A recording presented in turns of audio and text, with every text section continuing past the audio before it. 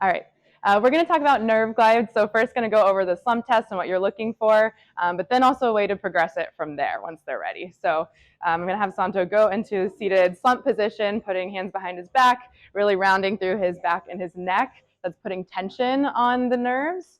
And then he's going to come into dorsiflexion at the ankle, straighten out his leg until he gets any nerve tension. So this is the maximum tension of the nerve and spinal cord as it goes from his head all the way down to his foot. To relieve tension here, he can point at the toe. More tension, he'd flex again.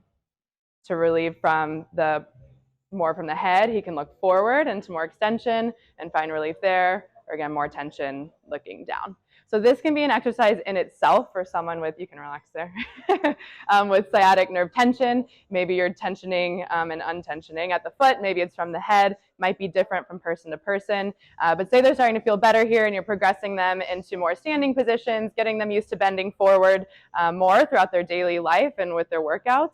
This is another option for you guys. So I'm going to have Santos stand up, and then you're going to go, yeah, thank you. Back into a lunge. Bending into this back knee, sweep your arms back behind you.